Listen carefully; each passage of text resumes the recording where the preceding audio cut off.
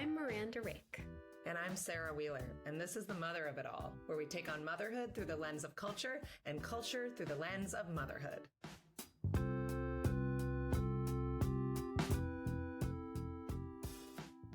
Welcome to Mother of It All. We are trying to just learn why my video feed is blurry. I think the internet can't handle me in full clarity. It would just be like too beautiful. Yeah. Yeah, I was. Oh, there I am. Oh God. Oh my God. You're gonna break the internet. It's too crisp. I had a question about we're not even calling it plastic surgery anymore, right? We just call it, because it's like fillers, all that stuff. What do we call it? Face augmentation. I had a discussion about that category of things with my mom yesterday, as she I'm sorry, Mom, if you're listening, but pretty obviously pointed towards a lady at the bar who had like lip fillers and was like, do you understand why that's attractive? And I was like totally with her, just like, yeah, what's happening to people these days? And then I was like, but do you know about the new facelift that's like really good? I would get that if it was free. Would you? Like if it was free and it didn't hurt, you still wouldn't do it? Make you look weird? See, I'm doing it. If you're listening, this is an image of a 42-year-old woman just pulling at her cheeks so that she looks all of a sudden 32. No? I think it's like anyone who listens to this podcast normally is going to be like already knowing what I'm going to say, which is just like, I feel like you can't, like, you got to reckon with where you are, Mm-mm. and like your face is part of that. I don't know. I think I'm just like, I don't want to I want to get to know that, and I want to respect like aging and what that means. And you want to get to know me old? I want to get to know. I want to see what people, and I want to be part of like, it's okay to look how you look, just oh yeah, that's how I feel for other people. Yeah, you're like, but not me. Well, we had an interesting conversation at this group I'm of like, you moms, silver fox, but not me. but also not me. Like this group of moms from school where it kind of made me realize how ubiquitous Botox is. And I guess it's like, do the moms at your school have Botox? Some of them. Yeah. And there's a new, like 20 and years it's okay, ago, whatever. It was right? like you had to be on TV. Yeah. Now it's like, it's pretty. There's a little spa, like med spa, that opened next to my dentist, like 4 blocks away. And that's what, like, I mean, it's all that kind of stuff, right? And it's just like, I don't want to feel, I guess it all just makes me feel kind of bummed out, like, because people are feeling, the more it happens, the more you do it, the more normalized it is, the more that's what your face is supposed to look like when you're 50. And it's like, I think that then if you're going to do it too, I think it's really awesome to like talk about it. Like there was a mom who just was like, this mom was like, I don't know, should I get Botox now that I'm 40? And some of the moms were like, absolutely not. And then this other one chimed in and was like, I get Botox. And I just really liked that money. She was really open about it. I do that. And it's like, I think that just, I guess it's like so many choices that we make. You decide how you look. If it makes you feel good, whatever. But I won't be doing it. I know. I'm just so vain. And I mean, it's like what's hard as you age is you don't know what's going to be the thing. Like, I don't really mind my body after having babies. Like it's different. And, I've got all this like hanging skin and, but I thought it would be like really disturbing to me, but it's not. Yeah. Uh-huh. But like there's this one hair on my chin that comes up like every 3 weeks. And like, if I forget to check on the hair or really have my husband do it, and I realize that I've been going out of the house with this chin hair, like around, I'm like, I should just leave the country and change my name because I am a disgrace. So yeah, I mean, would I rather not have any of that? I guess. And right, like you have to be the change by being like, I'm the chin hair lady and I don't give a fuck. Well, I but think I'm, like, kind of an I'm not that extremist, strong. though. No, I think, like, we've You talked about are. my I often neurotype think about before. like Zohran Mamdani. You are you are an extremist that Well, like, I've learned that sometimes I say stuff like, you know, we've talked about this before again, where I'm like, "Well, I'm trying not to use Meta products," and then people are like, "Okay, yeah. but, like, Facebook mom groups, like, help me figure out everything I need to figure out in my Yeah, life." you And then I'm basically do you it just anybody who doesn't know this already, Miranda basically gets her TV content from like you remember like LimeWire? It's basically like that. Like a server where she like downloads stuff and when she gets a new show, it's like and it takes like 4 hours to download. Yes, Um yes. If and they're on you floppy disks everywhere. So yeah, that is extreme in today's day and age. I know. It's That like is I don't extreme. really so I feel like the face stuff, it's like I realize that a lot of my opinions that are kind of hard and very rigid and they're just my own, like I just it's not like other people need to feel that way. It's like You'll still me be not friends with getting me fillers when isn't when about I other get people not getting fillers. this. You know what I mean? Yeah. Yeah. It's like Mhm. it's not right Well, for me. can I how will you still be friends with me if during this crystal clear picture that we now have here on the video, if you Yeah. see the site I saw on myself Oh, earlier this week, yeah. which is a adult, like grown ass grandmama louse Nice. walking along.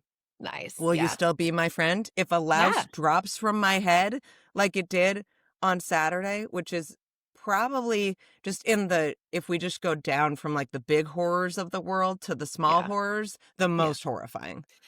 Yeah, I am absolutely. I Did you wouldn't have you I had lice? you know, I feel like I should knock on something because it is spreading like wildfire Yeah, at after we school talk right about it now. today, you're gonna think you have it. We That's do what it have a does. lice That's what the kit louse do. The that's lice on is its way to our house because 'cause I've been to wondering, like 40% of people or something you don't have the itchy head, I have learned. oh, it's And like so asymptomatic like COVID? Yeah, and so I've been kinda, like, waiting for Mm. my kids' heads to be itchy, but, like, the whole school has it as far as I can tell and Yeah. has for, like, a month, so I'm kinda like, Yes, same "Well, here. like, maybe I should check us, like, every day with, like, But a wait, lice what a cone." kid are you getting? Because, an exciting thing that happened when I discovered I had lice was Yeah. that I became, like, in 36 hours, like, a absolute like, I got, like, a doctorate in a Oh, field yeah. I didn't know I had any interest in, Well, I and did notice you used the word louse, and I was like, "Oh, oh, I yeah, saw that on WebMD singular. yesterday." Yeah. Oh, Now yeah, what just is the a one. louse versus a lice? Like, It's just what is singular versus plural. I It's like gotcha. dice Okay. and what's die? Douse. Oh, It's like oh, douse and dice. yeah, a Die louse. and dice. A Yeah, louse it's is a just single one. lice. Yeah, it's a Yeah. single louse and Wow. um it's Mm. it's just it's the scariest thing you've ever seen in your life. Now, you It just is. have to shampoo your hair, right? Like you said, I've No, never Miranda. it's Oh more my than that. Okay. God. We have a science that okay, we got to bring on the We'll make a scientist. lice episode so people with a Miranda, content warning. so shout out to the lice aunties of Woburn, Massachusetts. I Yeah. got Nice I don't really auntie. care whether this is real or not, by the way. Like I started to be like, are their claims real? And then I was like, I don't care. I just want the aunties to like tell Yeah. me they're taking care of me. I got the only FDA approved lice removal device, which is like, it looks like a vacuum from the 80s. Like it's Melinda like got looks that like shitty bowl that looks like a humidifier. And then it's got a hose and they heat your head. It feels really good. And supposedly Wow. they kill the lice and the nits, and then they comb it all out. And if you're Mm. lucky, they'll show you what they found. Mm. Yeah, I Yeah, don't wanna so see many that. lice by the way, my mom who had combed through the night before did not find. And then they do this, I think is real. I will die on this hill that this is science. They Mhm. like suffocate them with, I think this stuff is called like, I don't know, diethicone or something. It's like glycerin. It's like Mm. soap basically. And Mm. people swear by like, you can do this with Cetaphil, whatever. And they suffocate them. They put it all over your hair and you wait for like an hour and then you do that and you get rid of that. But I'm going back today with my kids, one of whom has a severe case, blah, Oh. to get Oh. like checked again Did because they come back. Yeah, I know. That I learned this summer when we had our another lice epidemic, and there was, like, That a they come family that back. just kept getting it. Yeah. So the shampoo is fakakta. It's like, because I Okay. did the shampoo. And then I went to the lice ladies and they were like, let us show you the community of lice that have set up shop in your head Yeah. that are thriving despite That's despite being terrible. nixed. Yeah. I feel Yeah. like, There were it's like babies and aunties and uncles. oh my Okay, go. god. Well, am excited for my kid to come, I guess, and I'll Yeah. find out. But yeah, I mean, Yeah. it seems Show like me, the send me families pictures. do We'll other see. people. Seems like families have these traveling lice people, like, come and do your Yeah, deal. there's Oh, some that come to your home, and then yeah. here, this is also one of the best things about lice is all the pun names of all the lice removal services. Mm, So I went to the lice aunties, but in Oakland because I was on a trip. I I was like know. I was having like wild independent time, like free from caregiving until a louse dropped from my head. Um, and Your so my kids husband were was at with home. you in the blood Yeah, meal that the exactly. They lice were had like, eaten. "Mama, Yeah. never leave us here. This Our is blood will Gina. go This is with you. Gina. She's an adult louse and she's very active." Um, and so then back at home, my husband took the kids to the Knit Pixies. Cute. That's a cute That's name. cute. Yeah. Yeah. Yeah. Yeah. Cute. Well, all Uh, right, keep me posted. we should I'm invite our gonna guest to weigh in I because I bet she knows stuff about You lice. know what? I'm nervous because I don't want anything that I just said to be refuted because I I believe it. If I don't believe in it, well, what then? What Yeah, do I well, have then? we should adopt this as a podcast policy where we tell our guests that we don't want them to disagree with No anything we backsies. say. Yeah. Yeah. Everyone else is wrong. You can suggest alternative facts. That's Oh okay. God. That's okay. Oh God. Only here. Uh, We're so excited, and hopefully we haven't completely grossed out, although I doubt it. Melinda Wenner Moyer, who is here with us, she is a journalist who covers science and parenting. She's the author of How to Raise Kids Who Aren't Assholes, one of the best titled books of all time. And most recently, Hello, Cruel World. I have it right here. Science-based strategies for raising terrific kids in terrifying times. What is this terror you speak of? It's lice. She also writes the incredibly useful Substack newsletter, Now What? On parenting in this wackadoo moment. Welcome, Melinda. Hello. And I'm How so excited to talk about lice for an hour now. are you scratching? Are you scratching I now actually do since feel itchy now. I don't like Mhm. it. What do you have any, before we go on, anything to add to the lice conversation? We have dealt with lice in our house. It has been a number of years, though. I do remember writing an article for Slate about it many years ago where I learned that you're not always itchy and you don't always know. The shampoo, I agree, does not work. I have not heard of this new FDA-approved device, and I have no idea if it works or not. It sounds fascinating, but I am a big fan of the lice ladies who come to your house or you go to their house. They are very good, and so I've always done that, and it has always worked. Um, how have you haven't heard of the FDA approved? Wait, it's called, I'm sorry. I'm just looking it up because the name is so ridiculous. It's like a French name. They're like the Airy or something. Oh. It just seems like there's no way it works, but it feels nice. mhm. And so, I um, mean, it makes sense that desiccating them and that heat would kill them. right. In It's like theory, putting your Yeah. your stuffies in the dryer. yeah. Mhm. Melinda, who is caring for your, we hope, lice-free kids right now? We hope. We don't know. Well, nobody right now. Really. So my Yeah. 14-year-old is upstairs, hopefully doing his homework, but we cannot confirm this. And my 11-year-old is in town with her friend by themselves, wandering around. And actually, they said they were going to Oh the my coffee God. shop. to do homework, which actually is probably sadly true. They're very studious. But we live in a small town and it's safe. So yeah, after school, they could just walk into town and hang out there for a few hours. So yeah, nobody's looking after Lovely. my children. Yay. Do you remember like when you were, I remember being like 12 and going to the coffee shop and Oh, like yeah. what a kind of like sweet and kind of safe adult cosplay that was? Yeah. Yeah. I Yeah. drink a lot of like, I hope she's drinking decaf at this point. She knows that she's supposed to, but we'll see when she gets home. Mm. But I remember drinking like caffeinated coffee, even in the evenings when I was a Oh, teenager. yeah. And, like, Oh, yeah. that was bad. Yeah. I Yeah. Well, mean, we were like made of rubber. yeah. Yeah. Also, I it was also like, smoked cigarettes at that coffee shop. So it was that I'm old. And that's probably part of why I have these lines here that need Botox in them. What do you think, Melinda, do you want to tell us any Botox stories? I have not used Botox. But the complicating my opinion on all of this stuff is that I am now newly single at nearly age 47. So like Yes. this messes everything up because I think I was with Miranda where I'm like, I will just age gracefully. And now I'm like, oh, but I might need to date. And that just messes stuff up. I haven't used Botox, but I will say I use retinol and Yeah.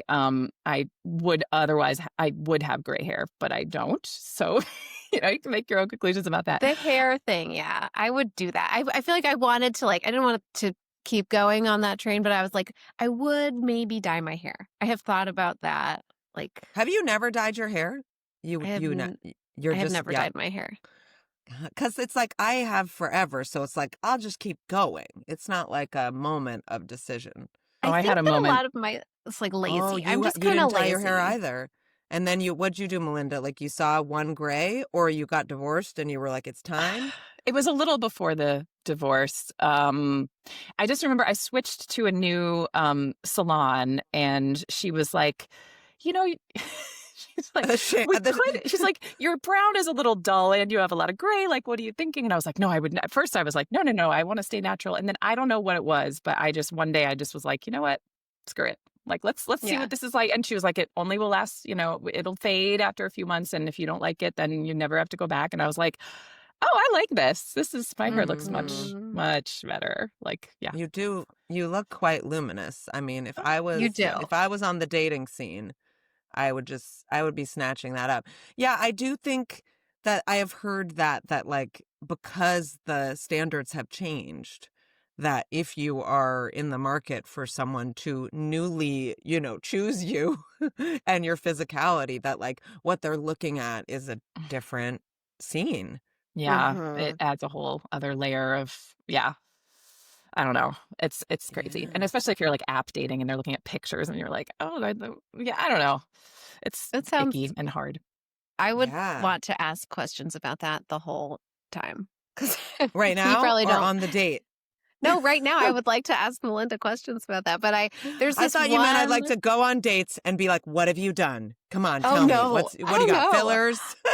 No, but there's this one dad in our we have like a group of people that we spend time with and we're mostly coupled up. And then there's this one dad who's divorced and the divorce dating. Dad. You told me about him because I was trying to set up my friend. Yes. And I feel like we just when we all get together, inevitably it comes back to his dating life. And I feel like we're all sitting there listening like, oh, it's like reporting from this other possible life or something. Does that happen to you, Melinda? Do people like... Yeah. Are you like the canary in the coal mine? Yeah. People definitely want the stories. If I bail on this marriage, what would it be like out there? Yeah, it's not pretty, guys. It's really not pretty out there. But well, he read us a few bios of people that he had been matched with. And there was one bio that was pretty intense and it sent him off the apps for 2 or 3 months. Mm-hmm. And I was like, oh yeah, anyway. That's happened. Yeah. I actually do. I was reading something from friend of the pod, Amanda Monty, Melinda, the other day, who on her Substack, Mad Women, which is fabulous.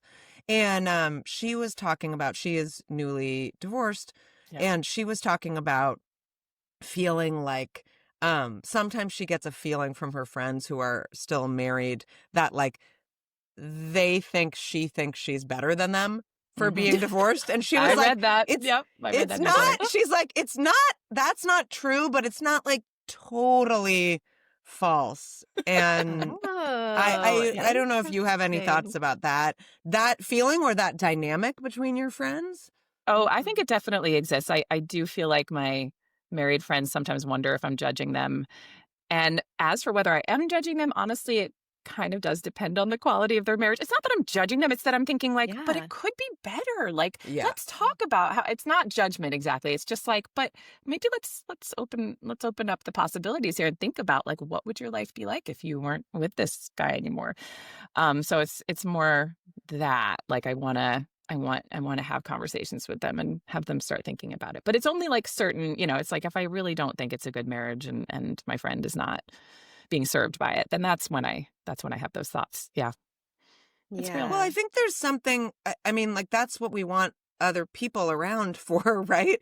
To be like, hey, I've seen this like other part of life. Do you want me to tell you what it looks like? Like, just so you know, like, I feel like I've always worked, not necessarily like part-time overall, but lots of part-time jobs and like cobbled together. And, I've been in education, which is very difficult, but it does mean that like you can go to the post office before it closes and stuff. And I have had friends who work, 80-hour-a-week jobs and definitely make more money than me. But over the years where I've been like, hey, it doesn't have to be like that, right? Like I hear you saying that you wish your life was different. And I just want to make sure that you're crystal clear that like you could be doing another kind of work and that does exist and it wouldn't be without sacrifice, but maybe you should like just consider that. Yeah. Yeah. Well, I really liked your post, Melinda, about like your life kind of post divorce and what was surprising. I can't remember how you framed it exactly, but one of the things that I read it as a person thinking about friends who are in the process of getting divorced or whatever, kind of as a way to like try to get in their heads and imagine what they're worried about right now. And I had thought a lot about the money question, like, and a lot of times I don't want to pester and pry. And like we said earlier in this episode, like money is not everyone wants to talk about it. And it's like, but often that's where my worries about friends who are getting divorced are first and Mhm. foremost. It's like, oh, wait, how are you going to pay for your life? Are you going to stay in your house? Are you able to stay in your house? Are you worried about that? Do you need help? Do you need a realtor? Like, are you stressing? Do you like, like just if my marriage ended, like that would be my first panic for Yeah. sure. Yeah, it's Um, definitely the biggest stressor for me, and I feel like I'm in a pretty decent place, but it's still been I'm refinancing my house because I'm staying, but now I'm like my interest rate just doubled because I have to refinance to get him off of the title and the mortgage. I mean, it's a lot. it's a And lot. it's funny that you mentioned the newsletter posts because I do have to say the posts where I talk about my decision to separate and like what it's been like and how my kids are doing, those are by far the most popular posts that I write these days. Like it's supposedly Yeah. a parenting newsletter, and yet all the like separation and divorce content is the most interesting to my readers. Yeah. It's And I fascinating. get no clicks when I try to write about my happy marriage.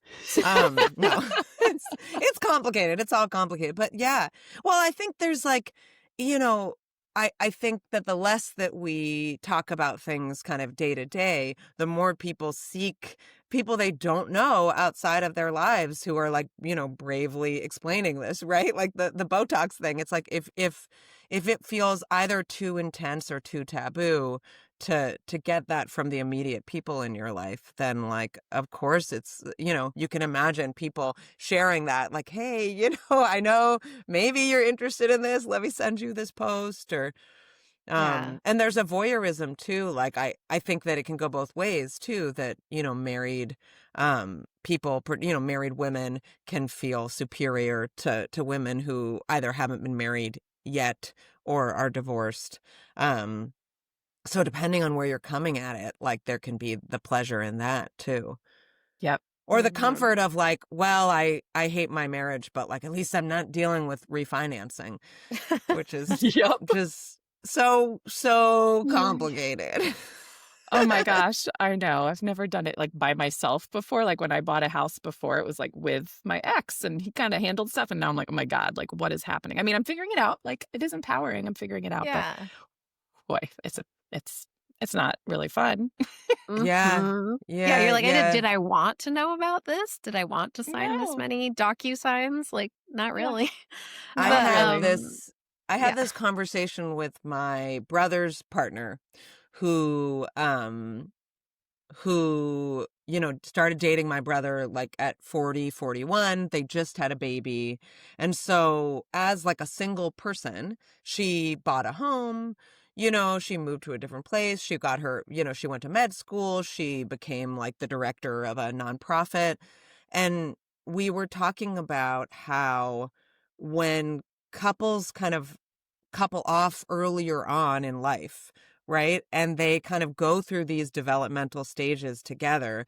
They, for better or worse, they kind of create this unit where one person has to do something and the other doesn't, right? Like one person becomes the person that looks through the mortgage docs or the credit cards, and one person, knows who the kids' friends' names are, right? And then if that dynamic isn't working within your relationship, or if you split up, you find yourself kind of missing that. But she was kind of talking about how like she had to do all of it. And what that's like to come to a relationship in your 40s and be like, yeah, I'm the whole package, I have my flaws, but Yeah, that's really interesting to think about. I feel like, thinking about earlier in the conversation, we were talking about the coffee shop thing. Like, so my husband and I met when we were 15, and he used to smoke in the basement of this like cool coffee shop that I could walk to and like do homework at. And wait, I would, cigarettes or oh, like yes. weed? No, like Okay. Or cigarettes like in the basement. cloves. Okay. No, just straight up cigarettes. And, like, I remember, like, walking there and hanging out and, like, waiting for him to show up and whatever. Anyway, it was very lovely. And so we've known each other and been in each other's lives for whatever that math is, 15 to 40. And, like, Old. Old. old, Yeah, old. wow. It's a long time. And I was talking to friends about, um we were talking about marriage and divorce and all these things. And, like, I really he's like a limb. Like, he's like a limb in my life. We knew each other's grandparents. He holds, like, so much of my story because of the longevity of that relationship, um, and if it was bad, I mean, but it's also he's, like, a nice person and a wonderful dad, and, like, like, there are other reasons it works, but, like, I think that,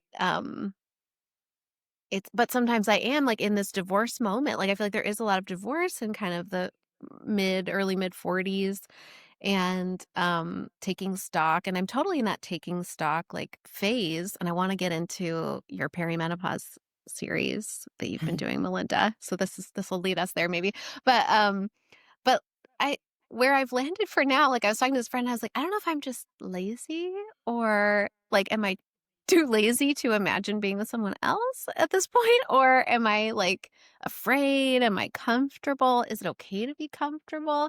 And, like, I hope that, um, I don't know. I'm also, like, not, like, the idea of other men is not appealing. You know what I mean? I'm like, "Well, I'm not interested in Well, anyone I mean, else." some women are saying that. They're like, I just want none of them. It's not that I'm like, yeah, For sure. going for other, I don't want my husband or the other guys. Yeah. I trust it would be Yeah. clear if I needed to get out. I I don't Yeah. think Or, you would know. Your feelings would be talking to you pretty loud, and they're not, yeah, so yeah. I that's don't good. think you need to worry. It's like when you have lice, like whether you're itching or Oh, not. do I you? was, well, I will move on from this topic grudgingly in a moment, but I actually was telling my best friend and my husband that I had lice for weeks and asking them to check me. And they basically had this shared joke about how I was totally insane. And like, and I would wake up in the middle of the night and be like, Mm. it's the lice. And then in the morning, like they would be like, you just get off of it, go find something else to do.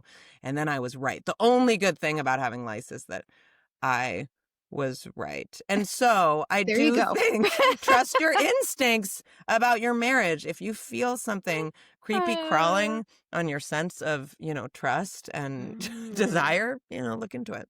Like a sort of a spiritual, intuitive, like lice comb for Yeah. your personal life. Yeah.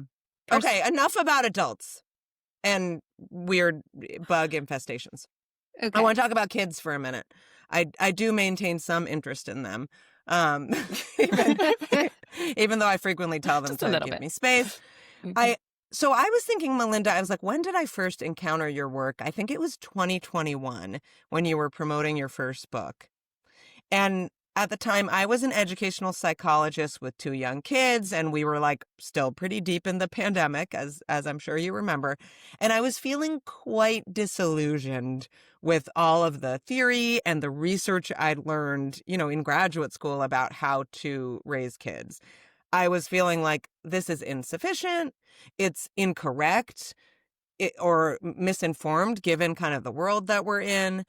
But I was completely drawn in by your style of talking about parenting and the research on it.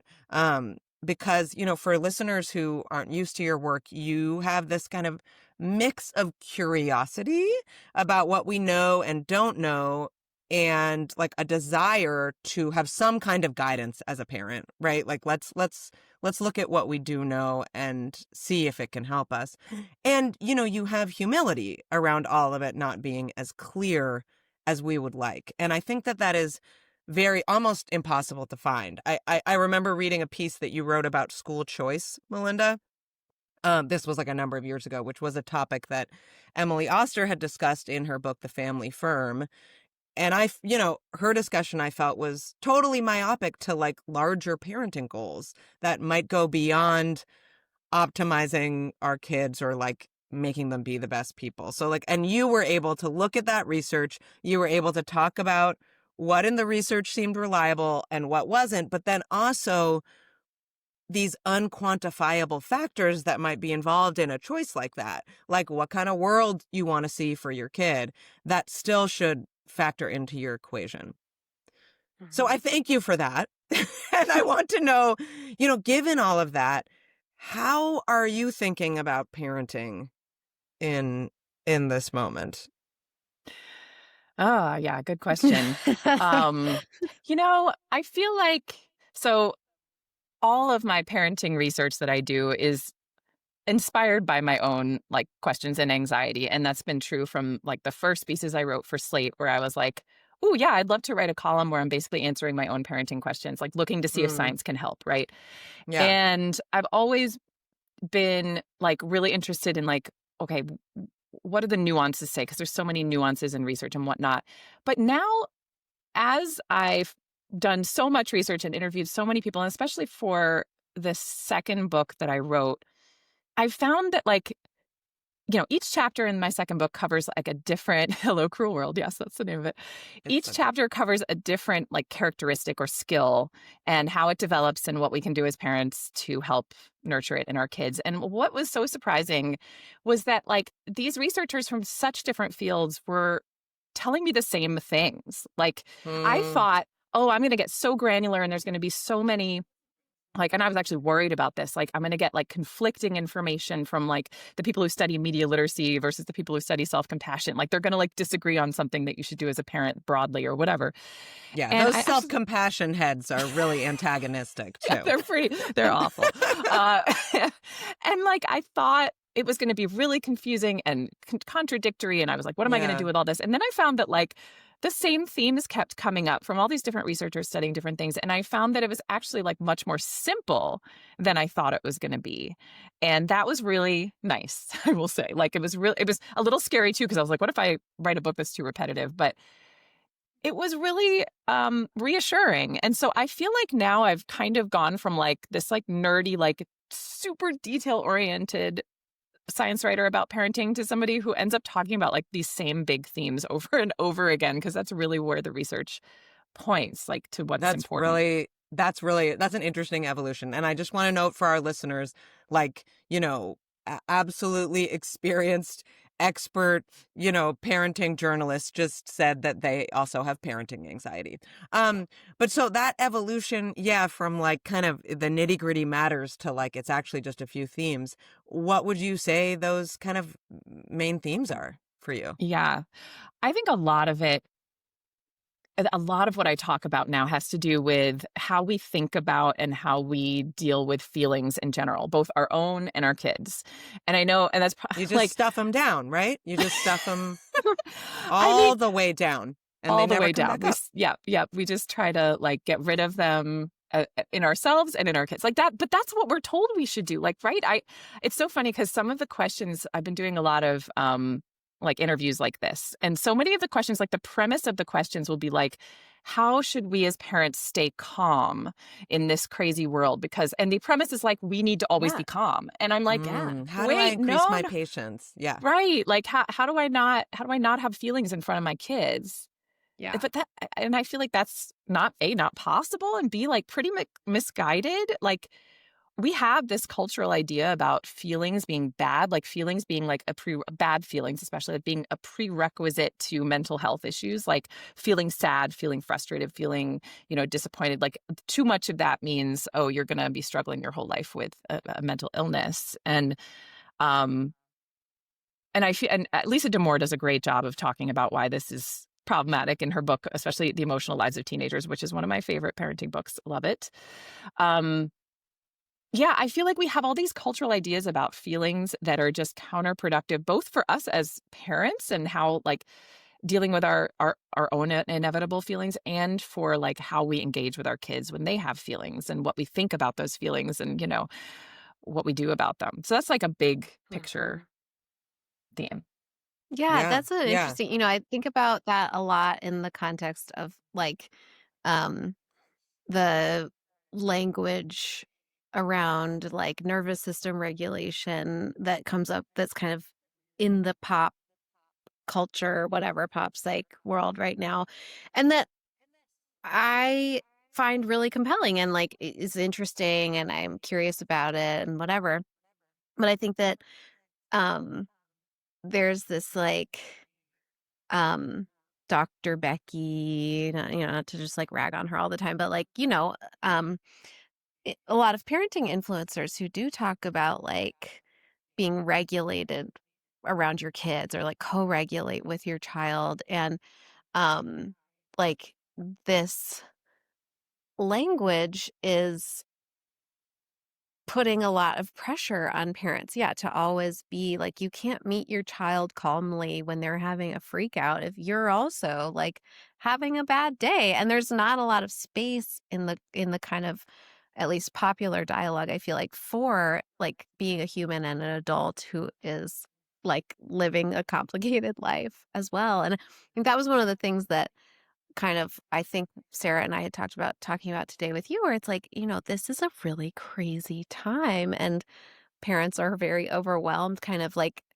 we've kind of talked to each other about like sometimes I'm just like kind of baseline depressed and baseline anxious and I don't even like read that much news, but things feel really strange and weird and you're like my kids are really too little to be reading the news, but it sets like a vibe for me where I am a little more like a little unsettled and the economy feels really dicey. And, how do you like, and then you are on top of that afraid that like your kids are going to absorb your anxieties, it's just like, Mhm. how, Mhm. I don't Yeah. know. How do you think about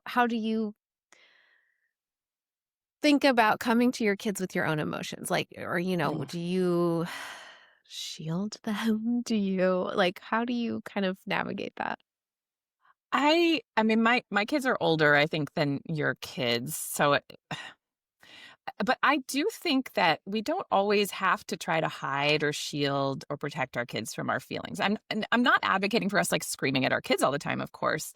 But Yeah. I do think there's this idea that like we can't say to our kids, I'm feeling amped up or upset right now. I just need a minute and like go take a minute. Or that we can't have a conversation with our kids about the fact that our day has been a tough day. And I think there's definitely a line between, like, you don't want to make your kids feel like they're responsible for your well-being and that like they need to make you feel better. But I do think that it's really healthy for kids to see that like big feelings are normal for everybody. They're not, because I think sometimes at school, they're being taught that like they need to hide their feelings. They shouldn't be acting out. They should be silent, sitting at their desk. Like they're getting all these messages that big and especially negative feelings are not welcome. And so at home, I think it can be really helpful to model that, like, you know what, I have some big feelings right now. And here's what's going on. Like, I had a little bit of a tricky day. Like, let me tell you about my day. Like, it's okay to do that in a way where you're not like, seeking, like, you're not asking your kids to fix your problems, but to say, like, everybody has tough days. Everybody feels, makes mistakes. Everybody feels frustrated. And, that includes me. And that's just life. Right. Mhm. And I feel like we don't do that. We don't feel that's okay. And Mm. I think that can Mhm. be, and we also tend to protect our kids from bad feelings because of the same idea that like bad feelings are bad. That's a whole other conversation about resilience and whatnot. Um, but yeah, I mean, I think that like being somewhat open about our emotional lives with our kids is really helpful for building so many skills that I talk about in my book, like self-compassion, like resilience, like empathy. I mean, all the coping skills that go with like just learning how to deal with feelings over time. I guess that's resilience. But there's just so many things or so many different skills that are bolstered by like having conversations about feelings, letting kids feel like feelings or know that feelings are normal and healthy and not Mhm. a sign of Mhm. something bad, right?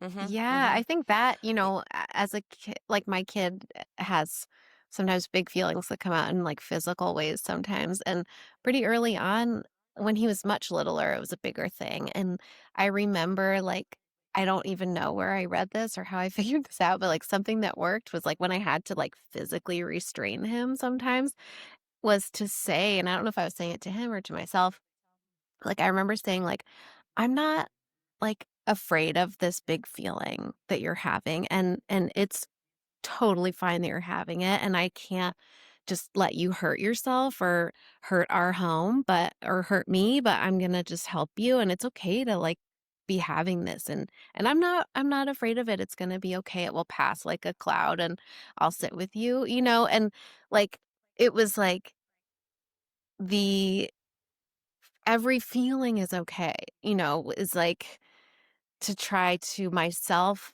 embrace that, like in my own self and realizing that it was easier for me to say it to him than it was to then like, what does that mean for me? And like, that can be Melinda, can hard. I ask you, like, I want to like apply your newfound kind of like macro thinking framework to a nitty-gritty parenting moment.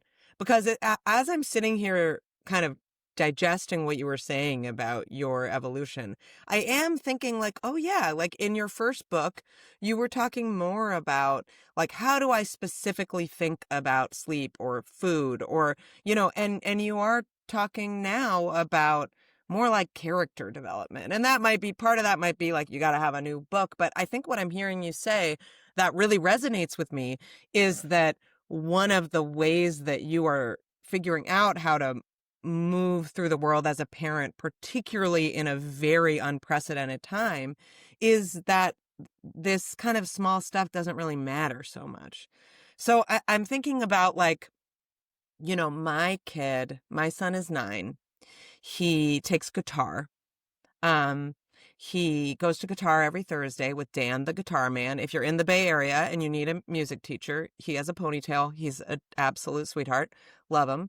And he loves guitar and he's like getting good at it.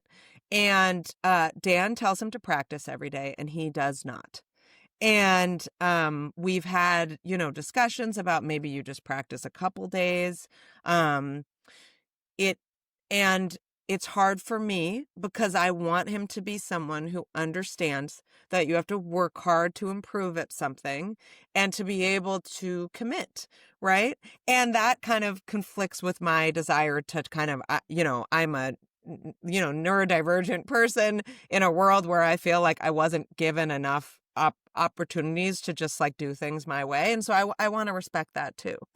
How would you now that like we're no longer so interested in like looking at the research on children who become musicians, I'm guessing, right? But we're Right. thinking more about like, how do we want to be in this, wild, constantly changing planet? How would you approach something like that, or approach thinking about it? Yeah. Yeah, there's a lot of things here that I would be probably thinking about. I I mean, I always start off with curiosity, right? I think listening to our kids, that's another big theme of my second book, like really like being curious and listening rather than like I think sometimes I would want to come into that as like, how do I get him to practice more? Because I want this for my kid, right? And that's like coming at it with like, here's the solution I want, or here's the thing I want to have happen. And I think I would try to take a step back and say, let me see if I can understand exactly what's going on for my kid. And not I wouldn't try to do this in a moment where they're, like, resisting practicing and there's any friction there, or they're like, "I'm not gonna practice today," and they, like, storm off. I wouldn't do it then, but, like, at another time, I would probably start a conversation that's kind of a collaborative problem-solving conversation. I don't know if you're familiar with collaborative I'm problem solving. I'm Okay. finishing my certification as a Oh, as a well, then you know more CPS than I coach. do. Okay, I don't know No, that no, much. but it's also, I think it's, I'm suspicious. It's like my favorite approach to parenting for sure, and I'm suspicious of like any doctrine. And so I like hearing it in different words and, slightly different versions of it. So no, Okay. I'd like to hear what you would say. Well, Yeah. yeah, I don't know if I'm doing it the right way, but I mean, I would probably try to start a conversation at a neutral time and say like, let's talk about your feelings about guitar right now. And like not even make it about practicing, but really try to understand, where are they in the big picture? Like, do they like it? Do they want to keep taking it? Because that's another conversation you can have. Is it's also perfectly reasonable, even if your kid has been doing something for years, that at some point they might it might not serve them anymore, and it might not be I'm not saying that's true at all in this case, but like to keep an open mind about that, because I think the other thing is we feel this pressure to not let our kids quit things because it's like, well, then they won't have the skill to get into college with, or then like we're not we're not building resilience. And that is Yep. something I talk about in my book, is like we really have to be careful with that, right? Like sometimes you have to quit things to start doing other things that might be better for you. Yeah, I appreciated that you had a chapter on that. Okay, Like, good. Yeah, I mean, it's as a major quitter, I felt seen. But good. no, Yes. but Well, I mean, I just quit my marriage, so there you go. Quitting you're is doing great. great. I And you think look quitting great. is wonderful. To bring it And back. like you have to also know, So I mean, like Sarah, I think to I'm just spitballing here. Both of you have a lot more expertise in this kind of stuff, but like let's stop. the Let's stop doing that, guys. That's not, we just, no, but everybody's credible. well, I just think that you know, kids are humans and then parents are also humans, and like really that's obvious, but it really gets overlooked a lot, like they are. I think about all the time about the kind of children's rights conversation we had with Eloise Rickman, who wrote about parenting from like a children's rights perspective. And I guess um the sort of watered down thing that I took away from that is just like to see your child as a whole and complete being, in this moment, and like engaging with them. And to me, there's no like X kind of parenting tidy way to call that, right? But it's just like you No, just I think that's it. That's your bumper sticker. And it's actually really comprehensive. Like, kids Yeah. are humans and parents are also humans. Full stop. Just Melinda, what would you yes. add to like your bumper sticker? Like, you're talking again about distilling Oh God. all of this research and ideas about like specific fields into a couple organizing principles. Yeah, I mean, I just said like listening to your kids is really powerful, but Yeah. that was one that I was not expecting to come up in all these different areas. Like when I was researching how do we raise kids who aren't polarized and extreme in their beliefs, like it turns out Mm. listening, that research was some of the most fascinating research I cited, where we know it, and this is research among adults, so we don't know. That's not been studied among kids, and it's very new research, but I think it's fascinating, which is this idea that when people feel listened to, then they feel like psychologically safe and they open up their minds more, which kind of like makes sense. And then So there's some research suggesting that people who feel listened to are then more intellectually humble, like they're more willing to listen to other people, they're more willing to admit their own like limitations and weaknesses, and they're just like more willing to consider other perspectives. And so that's Mhm. another big one for my bumper sticker is like because we're all human and our children are human and they deserve our respect, like they also deserve to be listened to. And when we do that, we're both like strengthening our relationship with them. We're making it more likely that they will listen to us. And this is another reason why, Mm. going back to the practicing the guitar thing, like if we start out curious and we show our kids that we're actually really interested in what they have to say on the topic and maybe why they don't like practicing or what's frustrating about it, then if we have something we want to say about like, well, here's why I think practicing is important, they're more likely to listen to us. It's like a tit for tat Mm. sort of thing. Like, oh, Mhm, mom is mhm. like open-minded and willing to listen, and then I'm gonna be a little more willing to listen to them. Anyway, where was I going? So yeah, and listening also is helpful for just like helping kids, I don't know, be more open-minded. So that's another thing I would put. I don't know if it'd be on a bumper sticker, but it's just like another big theme.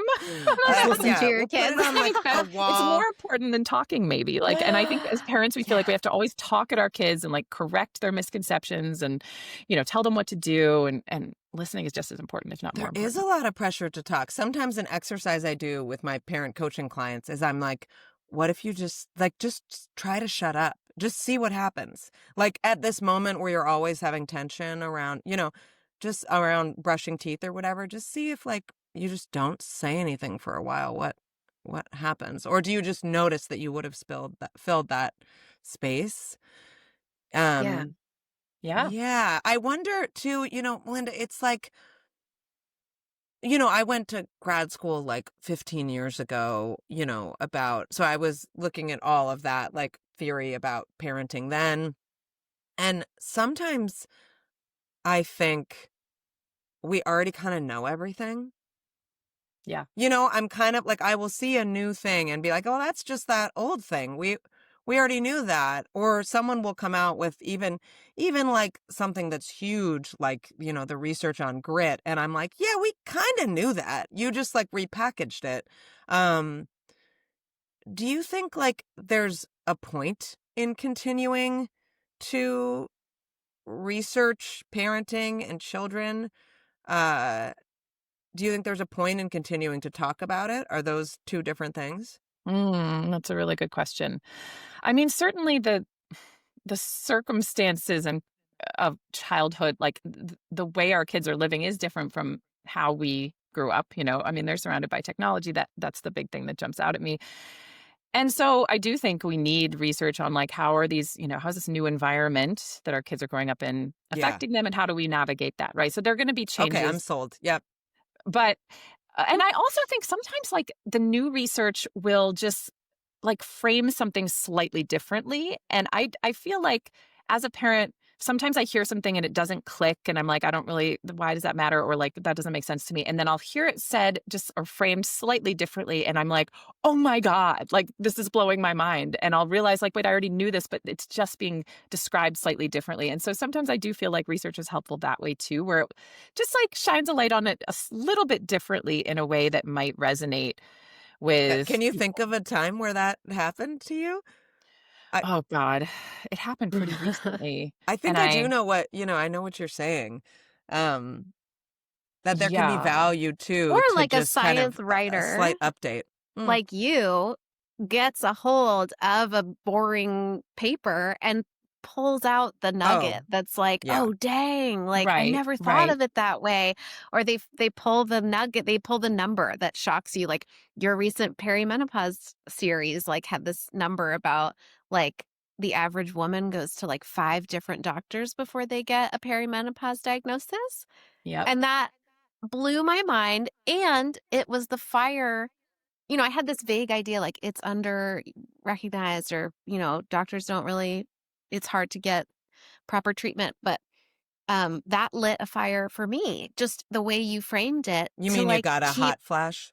no, Sorry, I well, couldn't help myself. no, but I Yeah. tracked down, it got me to send the messages I needed to Yeah. send to track Yeah. down a different practitioner who I hope will be better. And if I hadn't encountered your writing about it, I don't know that I would have it kicked me in the pants. Like, oh, just asking my one doctor about it. Like, it just reframed it for me. Like you said, Yeah, I guess I yeah, need to you go to needed to. 5. You know, like, Oh Right. God. Okay, I Well, did. we'll see. okay, you go, you go. I was gonna say I did think of something that I remember was like a eureka moment when I was researching resilience, and I was sort of like, I get it. Like kids need to feel discomfort and frustration and like make mistakes. Like, and I was like, doesn't everybody know this? Like, this seems obvious.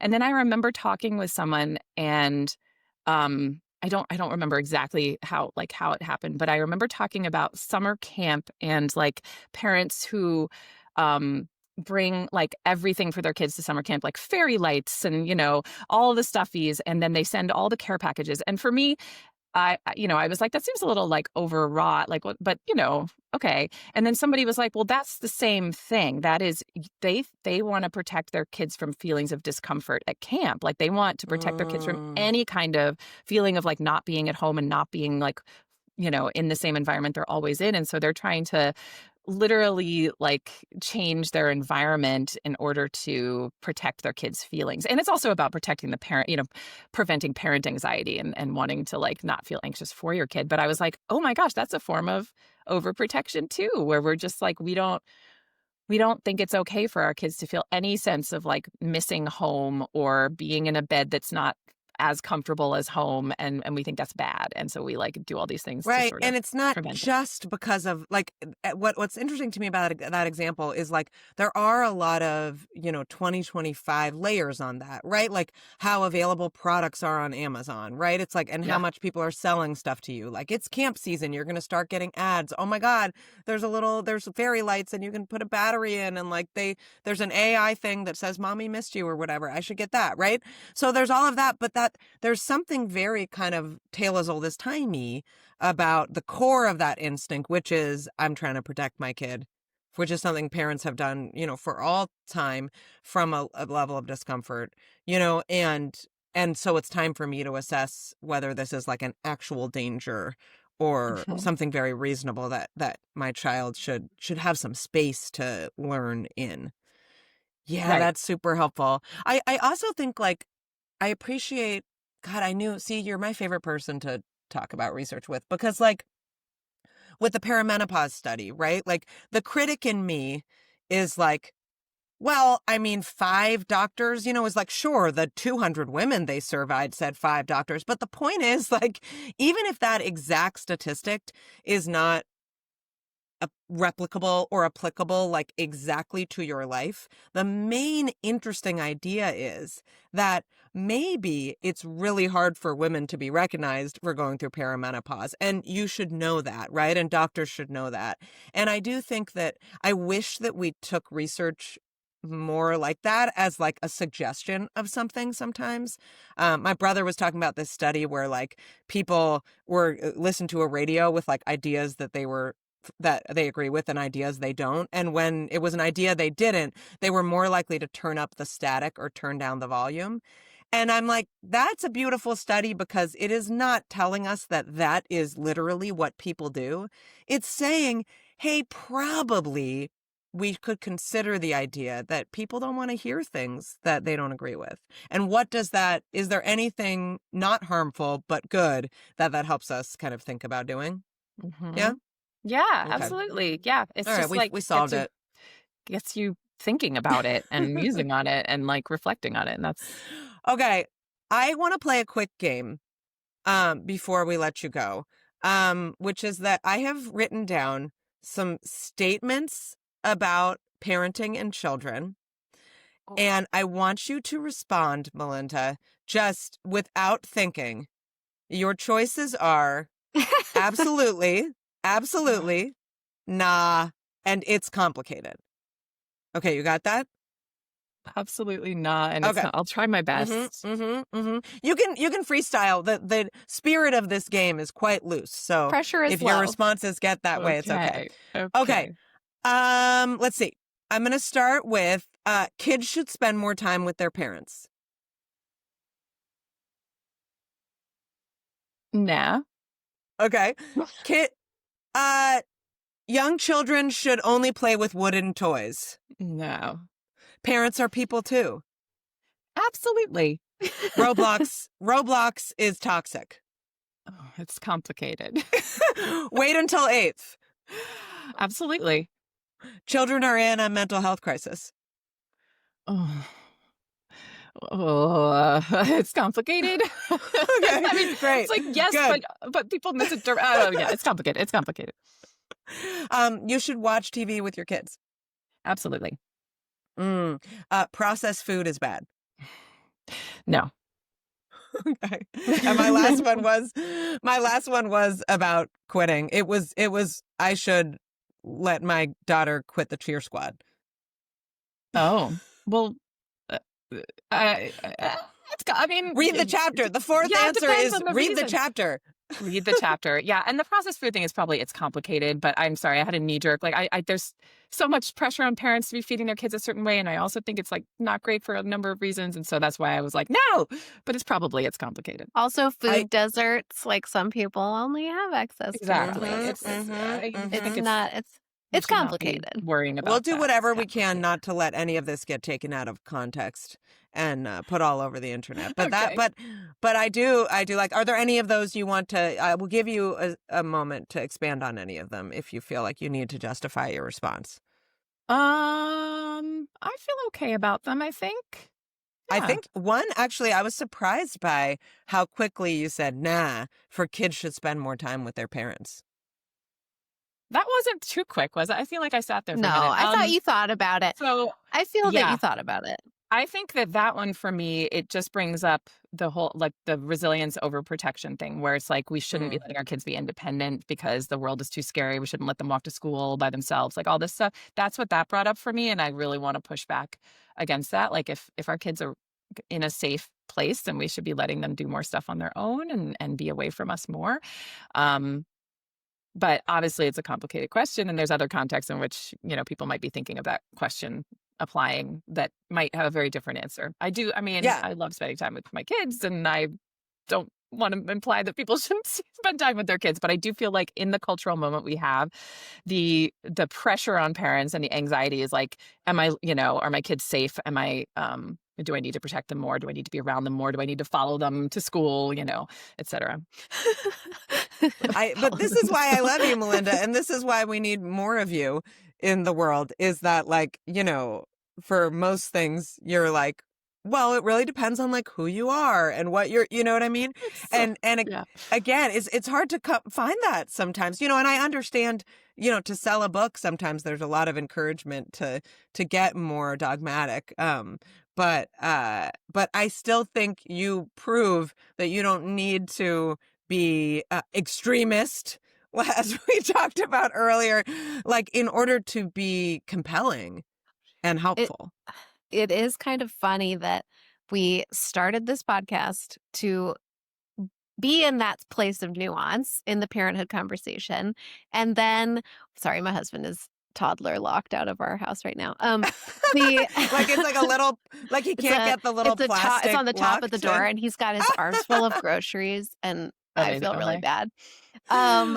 Anyway, parents are figure people it out. Too. Parents we are have humans. Another door. He's gonna figure it out. Okay, so like the bumper sticker, like that we spent a lot of time pressuring you to give like quick answers, which is funny because this whole podcast is about nuance, and because both of us have experienced, and I'm sure you have too, Melinda, like in the world of parenting content or whatever that we're participating in, like you are pressured, what's the headline, like what's the whatever, and it's always, I think it's always that it's complicated, right? It's like, what age are we talking about? What are your resources? Do you live in a city? Do you live in the country? Do you have, it's like, and.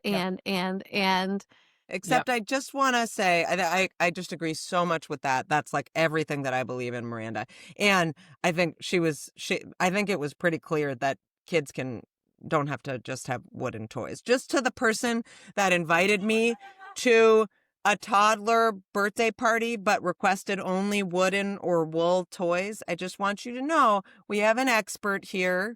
I know we all should listen to our instincts except when they're wrong, and they tell you that. Did that really happen? Did you really get it? True story. Goodness. Yeah. Oh, yeah. dang. Yeah. Believe me, Wow. because I know when something's bad hand slice. Melinda, I know we got to let you go. Do you have any quick culture recommendations for our listeners in the world of being a parent or the world of being a person?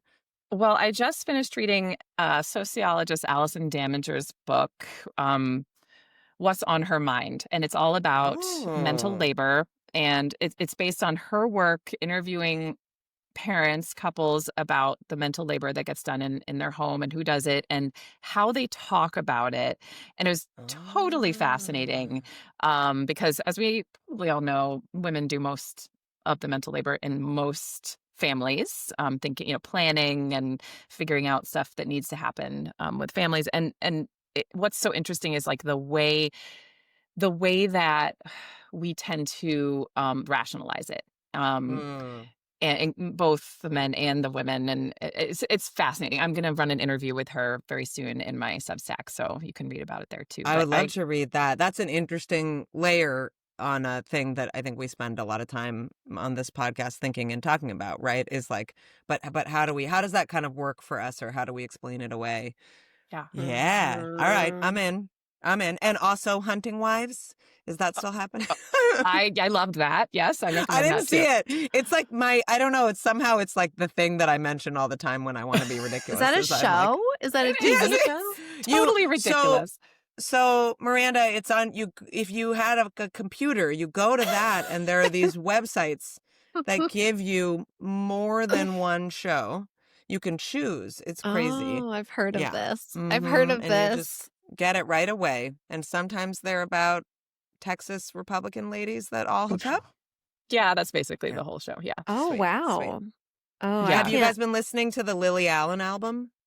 No. I've been reading about it. Oh, Melinda. I need to. It's the divorce album for this new era. I will, you know what? I will listen to it in my car when I pick up my daughter in a few minutes, actually. Because great. I hope she likes the phrase "pussy palace." She actually probably will. I know my kids. I've been listening to it all the time with my kids, and like I just kind of like whatever. I just talk over the parts where she's talking about butt plugs and stuff. But like you said, we need to not protect them from everything. From butt plugs. Oh God. Okay. Well, thank you, Melinda. This was wonderful. This was so fun. Thank you so much. Come back anytime. Subscribe to Melinda's Substack. Get Hello Cruel World. It is a parenting book that will not make you feel like shit.